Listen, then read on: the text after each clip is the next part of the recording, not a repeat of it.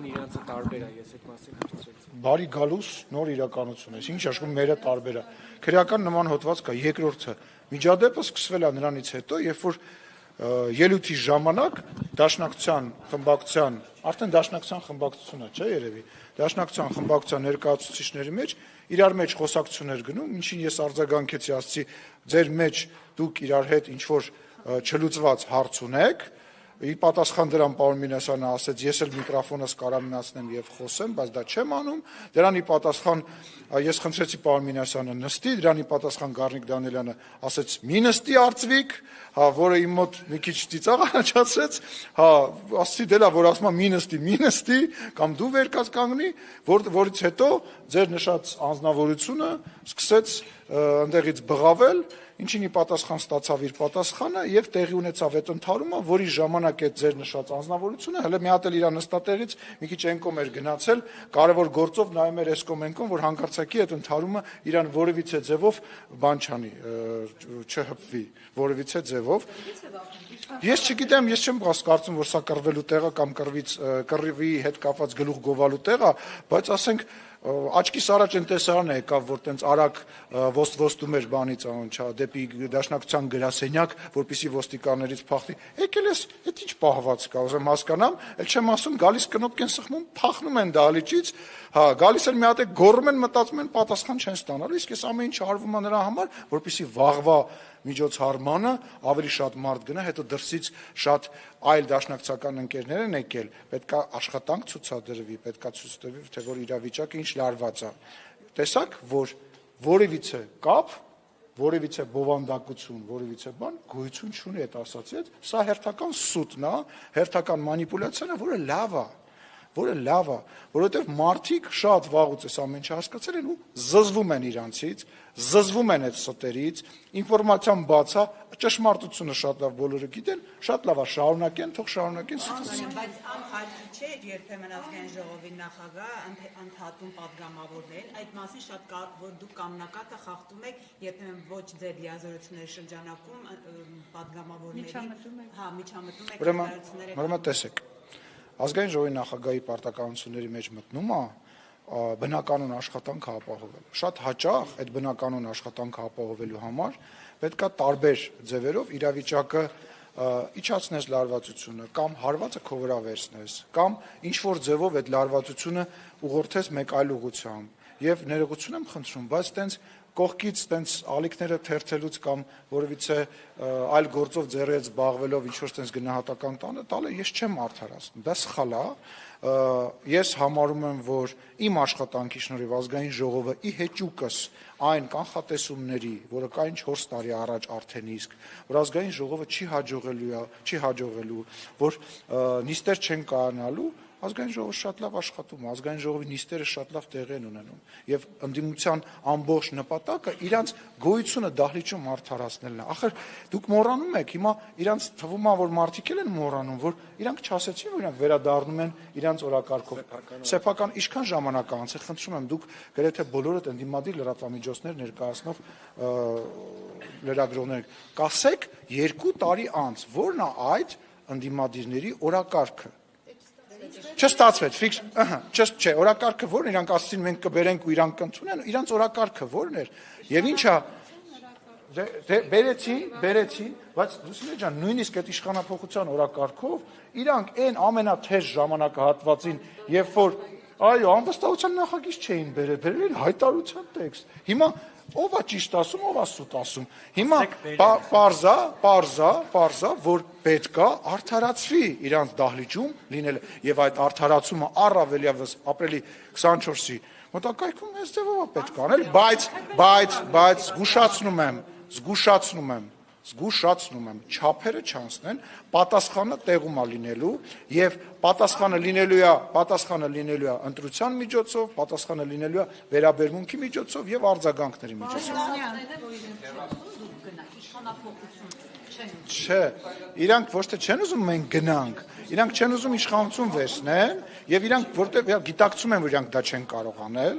նախ չեն ընտրվի, իրանք գիտեն, այս հիմա այս իրար մեջ այդ ճակերտավոր գզվրտոցը, հա, ներողություն եմ խնդրում այդ բառի համար, որովհետեւ մեկ ինչ եմ ուզում վիրավորել, հա, այդ վեճը, այդ բանավեճը, որ կա գոյություն ունի, այդ ինչի մասին է։ Այս ամեն ինչը ես երեք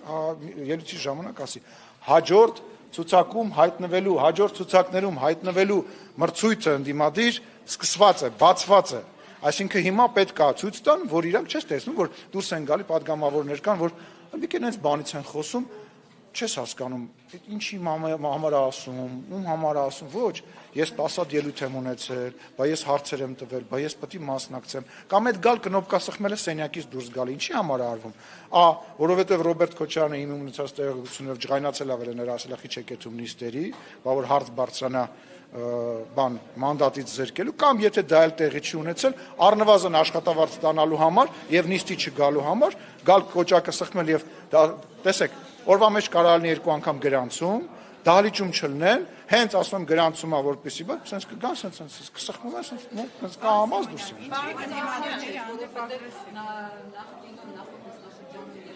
չէին մասնակցում նիստերին, գիտենք բացակայությունների համար իրենց արդեն հարցն էինք բարձրացնում պատգամավորական մանդատից զրկելու, հիմա գալիս են գոնե կնոպկան ստեղծում է, որ ներկա ստանան, այդ բանից չզրկել։ Լավ, ուզում եմ հասկանամ, բայց սկզբունքայնություն պետք է լինի, թե չպետք է լինի։ Հիմա մենք դուրս են գալի փողոցային պայքար,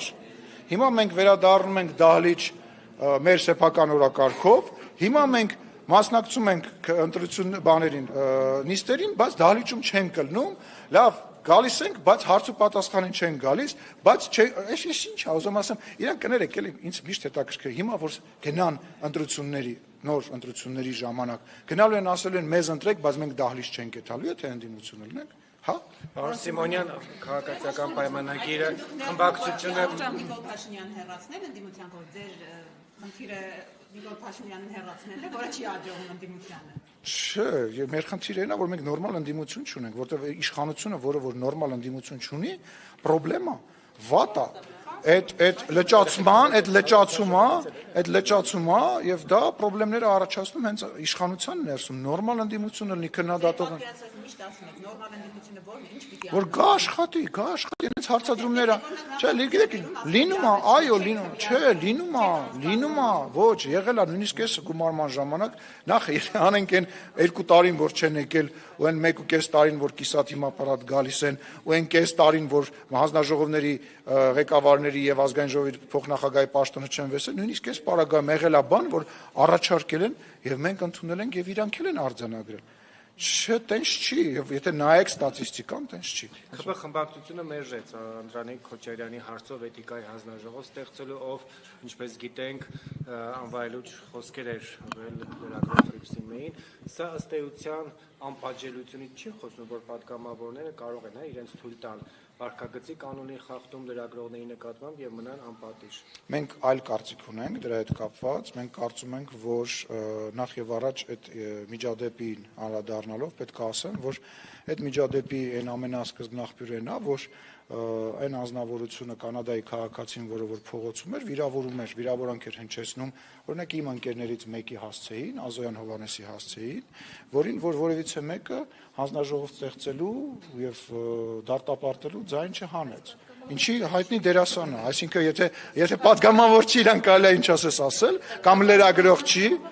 չէ մի րոպե, բայց դուք Տիկին Ջեբեջան ջան,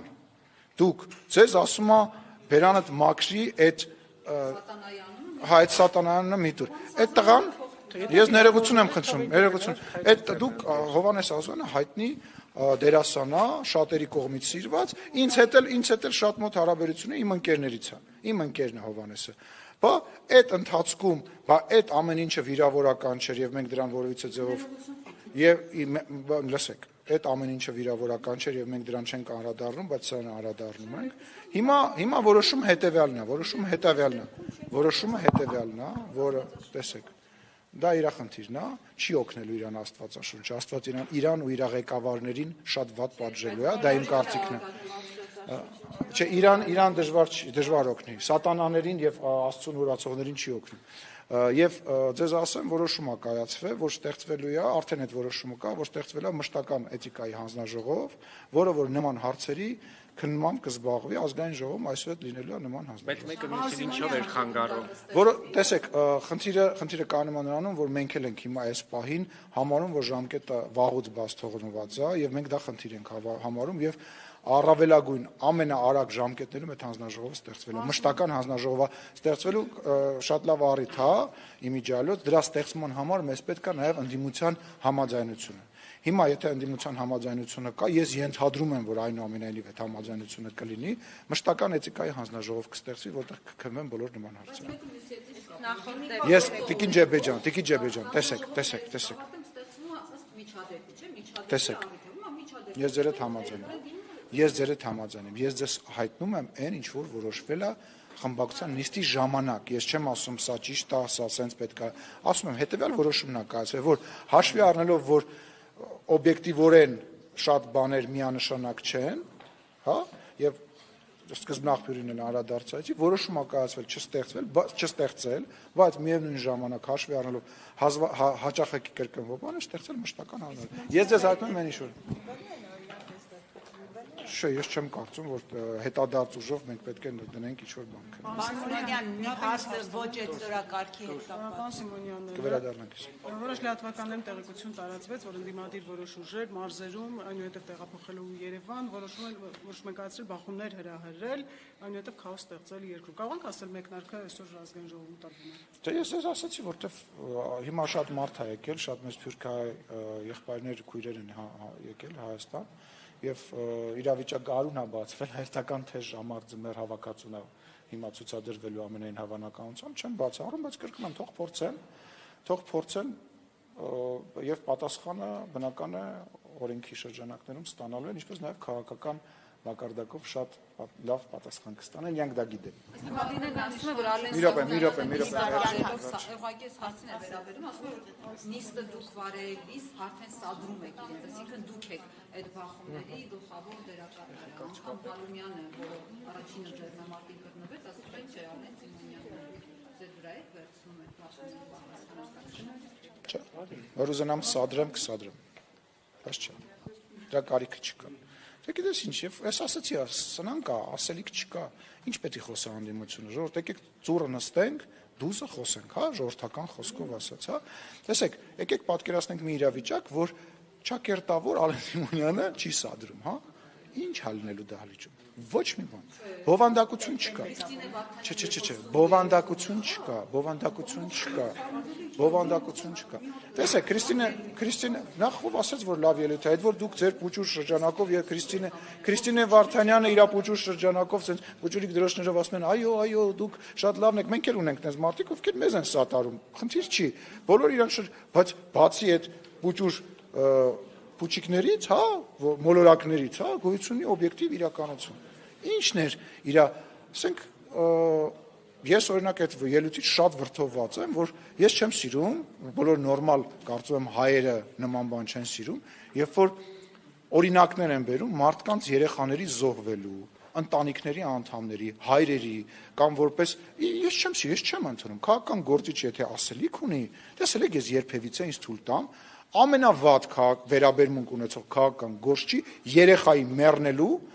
մասին բան խոսեմ։ Տեսել եք ես տես բանից թույլ տամ։ Որպեսզի իր խոսքը բան, ես ներողություն եմ խնդրում։ Դե բայց ասում է պետք է երեխան, ասում է ինքը իր երեխան զոհվել, լավ որ ինքը կա։ Ես ինչ խոսալու ձև է։ Այդ լավ ելույթ չի։ Այդ վատ ելույթ է։ Այդ վատ ելույթ է։ Գիտեք, դες մի հատ ասացված կա, մեկը տուն, կարծեմ ասել եմ ձեզ, մտմատուն ասա թակավորը հետս խոսեց, ասում է ինչ ասեց սրիկա, փախի ստեղից։ Հիմա այդ լավ ելույթ չէ, դի վատ ելույթ է եւ աչքի է ընկել ոչ թե բյուրաբովանդակությամբ, ասում է, բանա, Հայաստանի տարածքներից գյուղերը հանձնեցին։ Դա կատարյալ սուտ է։ Հայաստանի Հանրապետության տարածքներից ոչ մի բան չի հանձնվել։ Դա սուտ է։ Լավ ելույթ էր։ Ինչ էր լավ ելույթ։ Ինչով էր լավ։ Ախր ցավացնելը, տեսեք,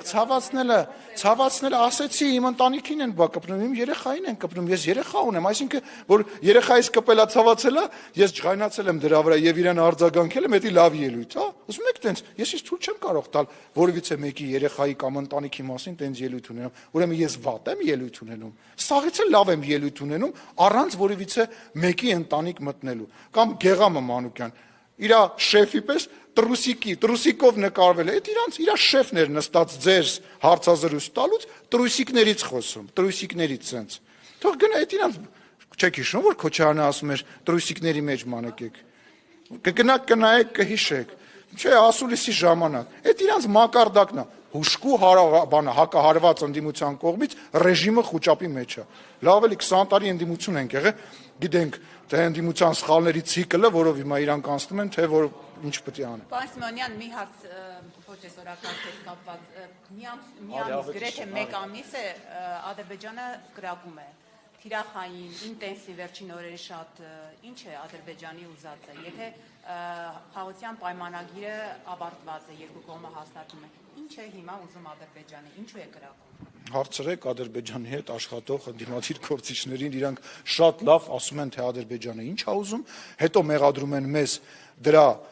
կատարման մեջ, հետո ասում են, որ ընդդիմությունը, Ադրբեջանը կրակում է, ուրեմն ամեն ինչ ձեր մոտ չի ստացվելու։ Լոգիկ տրամաբանությունը հուշում է, որ դրա պատասխանը եւ հասցեատերը այն գործիչներն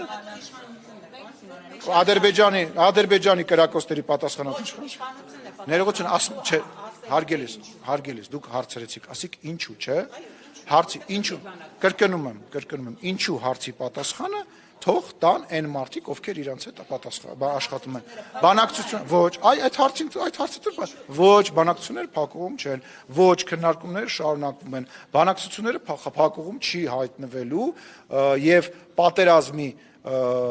հավանականությունը որևիցե ձևով, որևիցե քայլով չի ավելացվելու եւ չի ավելանա։